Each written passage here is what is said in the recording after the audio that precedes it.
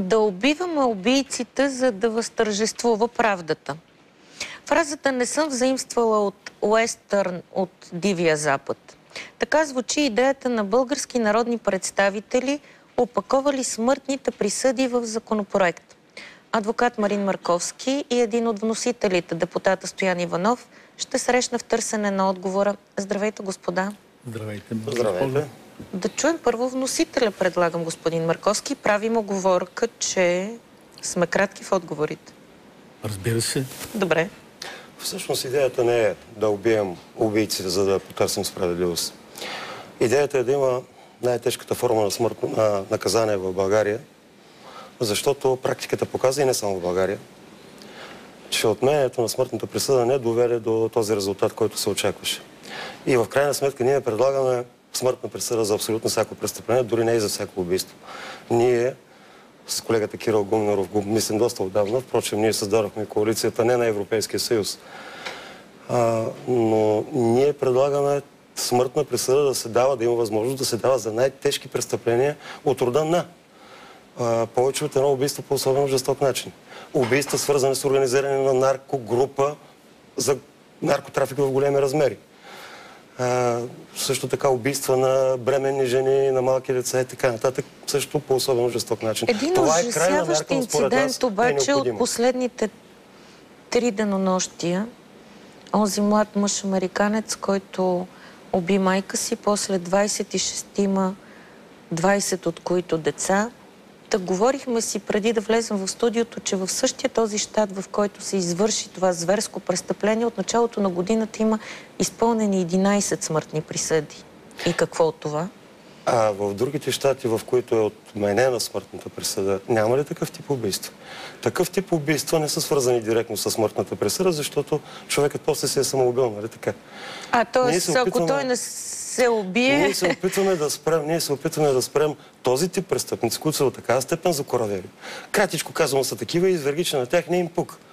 На тях просто не им пука дали ще попаднат в затвора. Казва, че правдата би възтържествувала, ако един ден успеем да отдавим всички адвокати в водите, без значение морета или океани. Едно добро Господин начало. Адвокат. Не, това е фраза на Шекспир, да убием адвокатите. От него и той във всичките свои произведения е подхвърля този извод, понеже е водил много дела в Англия, в Стратфорд. Така че това като поетическа теза го приемам, но като реалност то е много лошо, дори когато се прогласява почти като шега, въпреки че човек, ако няма чувство за хумор, е зле.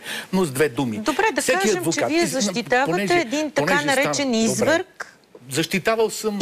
Сигурно, за това сте и в това студио. Да, за това. И то много, и не мога да ги нарека извърги. Отговорете на вашия събеседник днес, защо този така наречен изверг не трябва да бъде убит така, както е убивал? Този изверг може да е психически болен.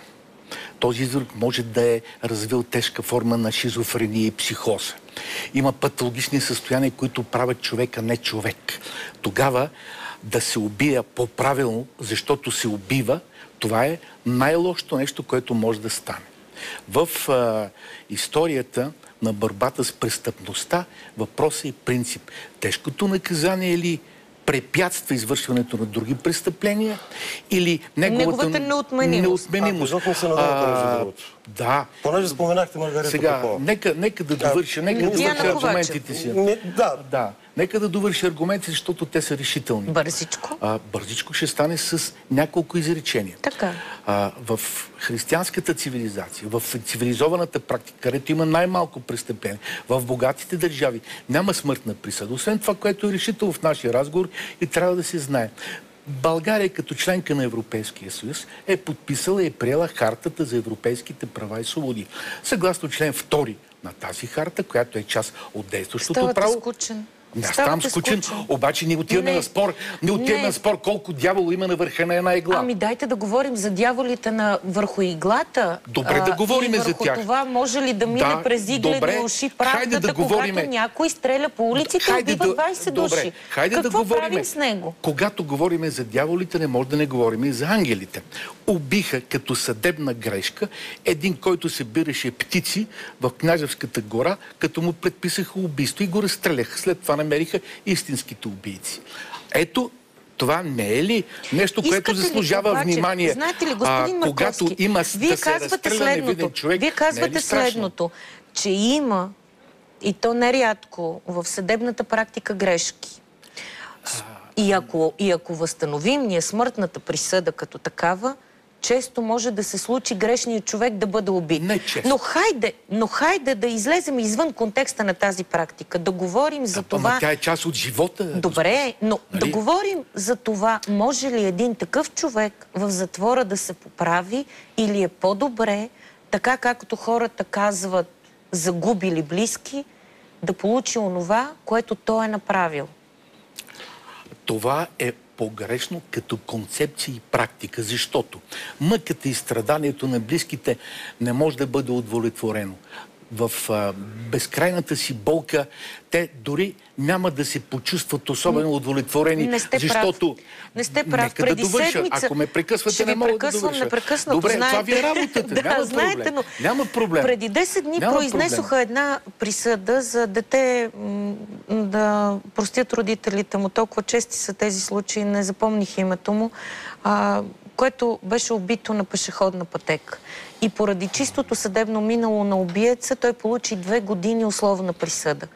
Майката плачеше и каза, искам поне да знам, че този човек ще бъде зад решетките, за да не се случи да убие отново. Много опасно и погрешно е да се коментират съдийските актове, без да се познаят доказателствата по делото. Вярно е, че има принцип на справедливост, вярно е, че звучи особено и наредно, но етиката и разума изисква крайно време е да се обадите, защото той няма да млъкне, ако аз не го прекъсвам. Ясно. И вярно обаче и следното нещо.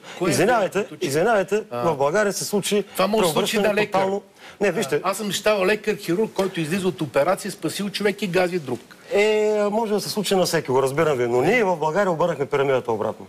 От една авторитарна, даже тоталитарна държава, която беше с обвинителен уклон, обърнахме пирамидата и сега в момента престъпниците имат много повече права, отколкото жертвите, отколкото те наречените законопослушни, т.е. всички обикновени нормални български граждани. Дайте пример, защото тази фраза звучи вкусно за публиката, но дори примерът с катастрофите. Но тя не звучи аргументирано. Вие мисля, че не си спомням, май при вас са идвали майките, които направиха организация точно за жертвите от катастрофите.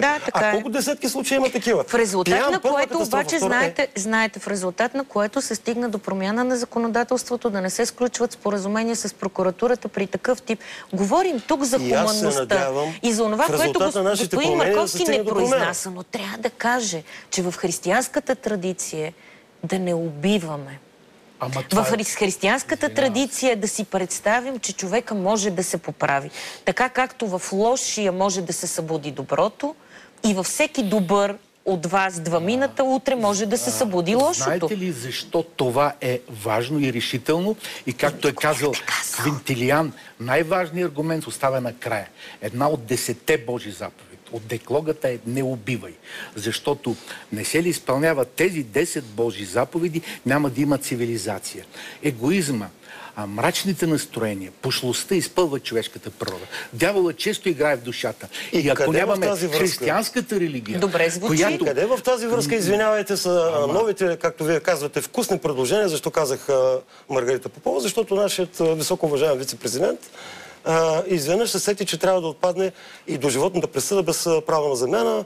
Предполагам, че министър Ковачева е развила същата теза тук, защото, видите ли, то било нечовешко, то било... След това ще кажем, че трябва да отпадне въобще и доживотната присъда, понеже що пък тя е безсмислена. След това ще кажем, че и тая теза ми я развиват, между другото, че всяка присъда над 10-12 години до такава степен деградира човека, че тя не го превъзпитава. Тоест присъдите трябва да паднат и по-надолу. До кога така? Знаете ли какво ще ви кажа? Хайде първо да си... Що не направим като във Франция? пробваме да трепаме и ако не намали престъпността... Няма да се намали, ще увеличи, защото хората ще знаят, че тези, които разстрелват, те разстрелват на законно основание, но те са убийци. Има една великолепни спомени от един юнаков, който единствен от българските надзиратели, от ръководителите на затвора, написа истината за екзекуциите. Картините са покъртителни. Вие знаете, обесването на Садам докара хора до психиатрия. А когато той казва, ние като разстреляхме стюардесата, която не се знаеше дали всичко беше верно, не можахме да убием и тя 15 минути риташе долу в хендака. Ама чакайте. Господин депутат, вие дайте пример. Чакайте да дадем примери. Да дадем примери на жестоки убийства. По същия начин хора умират. Избиване на цели семейства. Изнасилване на невръстни деца пред очите на родителите им. Изкормване. За това ли искате да си говорим? Чакайте малко. Трябва да се наказват. Кажете ми, адвокат Марковски, кога махнаха смъртното наказание във Франция? Кажете ми. Понеже аз знам, не знам дали вие знаете. Извинявайте, викането не е аргумент. Аргумент са фактите. Аргументът е, че имате една минута и в тази една минута, преди да приключим спора, говорете бързо и стройно. В тази една минута аз мога да кажа така. Целта на наказанието е да не се правят престъпления, а не да се унищожават човешки личности. И когато в една държава самите държавни институции дават пример, че живота не е най-голямата ценност, значи това е държава, която е на жестоки хора. Няма държава на жестоки хора, която да е просъществувала. Без цивилизация, без православие, без религия не може да има нормално общество. Разбира се, мога да ви дам 10 примери. Давайте. Примерите са примери, но фактите са тези. Ама не, вие ако не говорите върху него да го накарате да спре, той ще говори до утре. Давайте. Мога да ви кажа следното нещо. Във Франция смъртното наказание, много добре знаете, беше отменено след като беше променено общественото мнение. В България общественото мнение е за смъртното наказание и ще ви кажа защо. Защото цялата българска съдебна и не само съдебна, цялата правоохранителна и правораздавателна система не работи. Ама не, чакайте сега. Ако законите не се спазват и ако има подкупни съдии, 3 смъртни наказания да сложим, какво от това? Затова ви предлагам да накараме нашите министри, вице-президенти, парламенти и общественост. Много по-добрият дебат е да говорим за функционирането на съдебната ни система. Хайде за това да говорим, а не за отменянето на дожилието затвора. А не за смъртно наказание. А защо според мен е необходим? Като крайна мярка, да. Защото това е много силно превантивно средство. И това е доказано. И не е вярно, че няма цивилизовани държави, в които го има. Не са само Съединените щати. Мога да ви дам други много бързо развиващи се, с чудесна ред и дисциплина вътре и то демократични свободи. Бързо. Ами, Югоизточна Азия, разходете се малко там. Разхождал съм се в историята. Мога да ви кажа кои са държави. Историята, да. Китай само. Сериозно? Вие не го знаете. Да, Китай. Друга знаете ли? Да, знам. Коя е? Още няколко държави, от речените дракони, има смъртно наказание. Сериозно. А кой беше осъден скоро за наркотрафик? Китай и Индонезия. Това са двете държави. Малайзия, в Малайзия не са извършвани такива и се очаква мораториума да бъде продължен. Но не се извършват от 12 години. Благодаря ви, уважаеми господа. Благодаря ви.